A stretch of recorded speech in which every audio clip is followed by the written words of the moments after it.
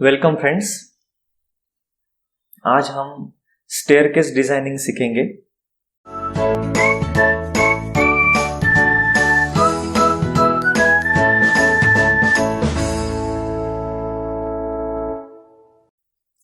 Staircase designing में primary ये concept समझ लेना जरूरी है कि स्टेयरकेस जो है वो एक स्लैब ही है। ये एक बेसिक चीज इसमें समझना जरूरी है। एक्चुअली स्लैब तो वैसे तो one way slab, two way slab ऐसे रहते हैं जो फ्लैट स्लैब वगैरह है, बट ये स्टेयरकेस का जो स्लैब रहता है वो स्लोपिंग स्लैब रहता है और वो बिहेव करता है as a one way slab. वैसे तो नॉर्मल वन वे स्लैब में main reinforcement along the shorter span यानी कि पैरेलल टू शॉर्टर स्पैन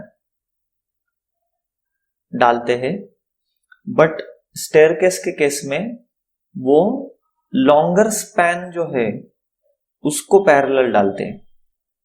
ये एक डिफरेंस है इसमें।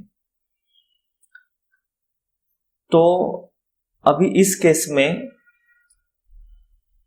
ये हमारी स्टेयरकेस है और स्टेयरकेस ऐसे यहां से चल के यहाँ पे मिड लैंडिंग के ऊपर आएगी और यहां से दूसरे फ्लैट से होते हुए वो नेक्स्ट लेवल तक जाएगी।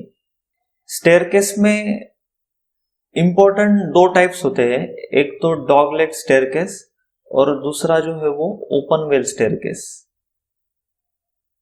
या और एक तीसरा टाइप जो है वो एल शेप स्टेयरकेस भी देते हैं कई सारी जगहों पे। तो अभी फिलहाल हम डॉगलेग स्टेयरकेस जो है वो देखेंगे। पहले तो उसमें देखो, अभी एफसीके की वैल्यू है 25 न्यूटन पर एमएम स्क्वायर और ग्रेड ऑफ स्टील है 500। क्लियर कवर हम कंसिडर करेंगे 15 mm। ट्रेड और राइजर ये इंपॉर्टेंट है।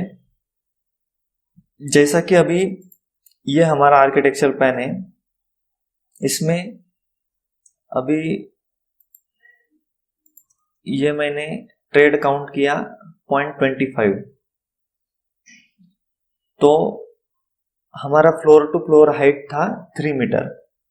तो अभी हम 1 2 3 4 5 6 7 8 9 यानी कि 9 ट्रेड है।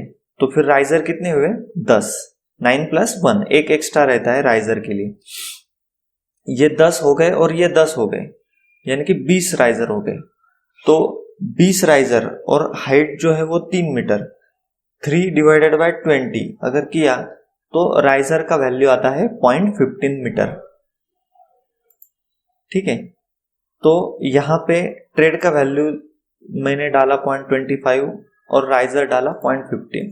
फ्लोर टू फ्लोर हाइट है 3 मीटर, तो यहाँ पे वो ऑटोमेटिकली देता है number of risers required 20, number of riser in each flight is equal to 10, number of tread in each flight is equal to 9 और गोइंग उसने लिया है 2.25।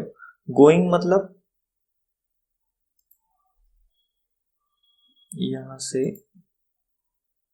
यहां से लेके यहां तक, इसको कहते हैं गोइंग, और इस पोर्शन को कहते हैं लैंडिंग, इस पोर्शन को भी कहते हैं लैंडिंग।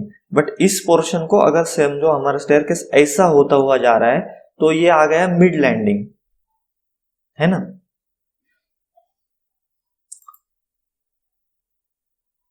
तो विड्थ ऑफ लैंडिंग हमारा है 1.20, लेंथ ऑफ फ्लाइट 1 एंड 2। तो लेंथ ऑफ फ्लाइट जो है वो सेंटर लाइन के हिसाब से देखेंगे 3.68, 3.68 और दूसरे वाले फ्लाइट का भी उतना ही आ जाएगा। तो यहाँ पे डी उसने कैलकुलेट किया है, वो आ गया है 146 mm। तो ये हमारा डी अज्यूम करेंगे 150 mm, तो ओवरऑल डेप्थ आ गया 170 mm। यहाँ पे देखो अभी लोड कौन से रहते हैं। पहले तो डेड लोड रहता है बेस स्लैब का खुद का वेट, उसके बाद स्टेप्स का वेट, उसके बाद floor finish 1.5 kilo newton per metre square and live load है 3 kilo newton per metre square. तो उसने फैक्टर लोड और फैक्टर मोमेंट कैलकुलेट कर लिया, शियर फोर्स भी कैलकुलेट कर लिया। उसके बाद है हमारा FE 500 है, तो उसके लिए as per this formula limiting moment is equal to 0.133 FC के BD स्क्वायर। ठीक है, तो यहाँ पे भी मैं चेंज कर लूंगा उसको 133। तो ये वैल्यू आ गई ट्रू, यानी कि ये सेफ फॉर फ्लेक्चर। उसके बाद फिर मेन रेनफोर्समेंट आ गई हमारी 8 mm की 110।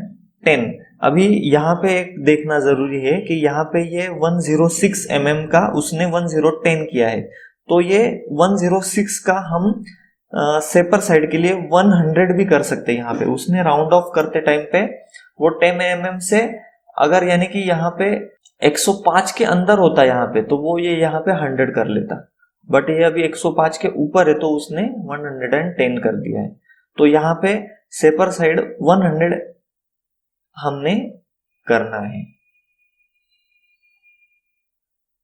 उसके बाद डिस्ट्रीब्यूशन स्टील भी आ गया 8 mm का 250 सेंटर टू सेंटर।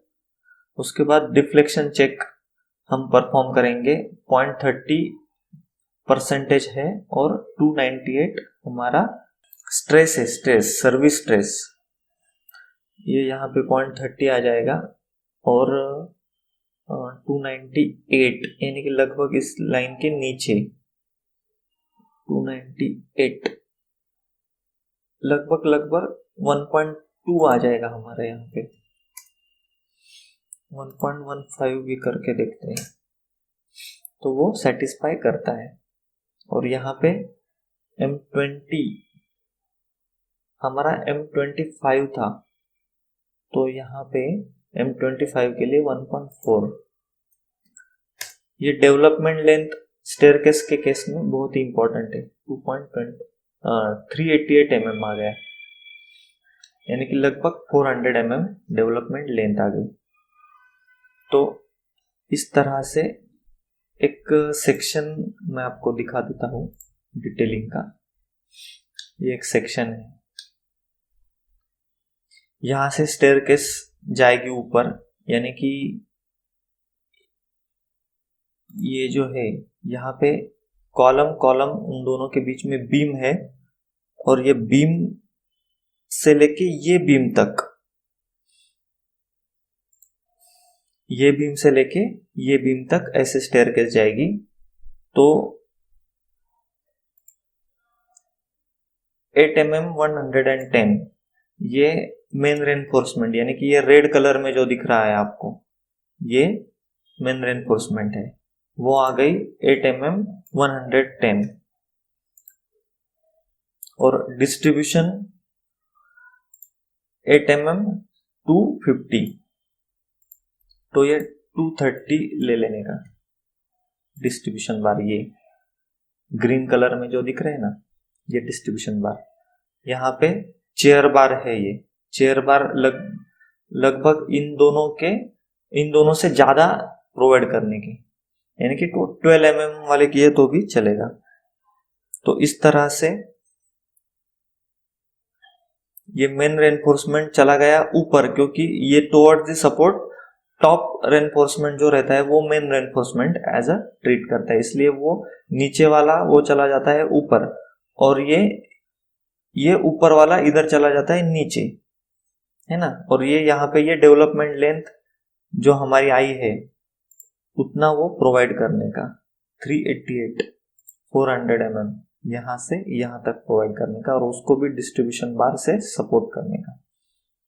वैसे ही इधर यहाँ से ये बार यहाँ से निकले और ये यानी कि ये ऐसा गया, ऐसा जाके ऐसा आ गया, ऐसा भी चलेगा, यानी कि ये एक ही बार दिया तो भी चलेगा ये ऐसा जाके।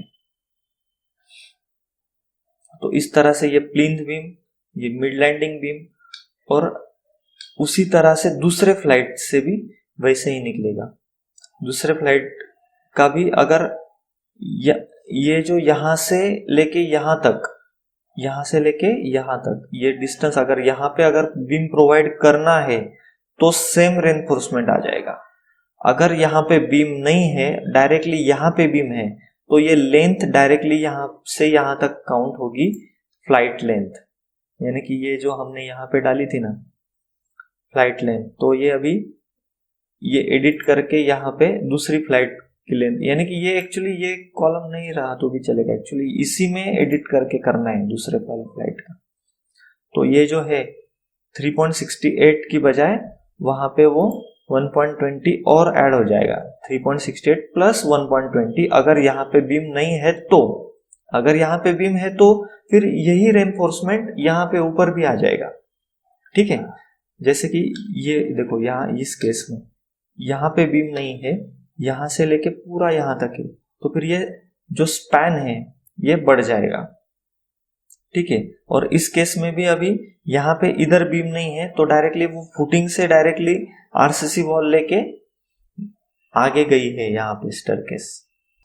इस तरह से डॉगलेग स्टेयरकेस डिजाइन करते हैं। ओपन वेल स्टेयरकेस हम नेक्स्ट वीडियो में देखते हैं।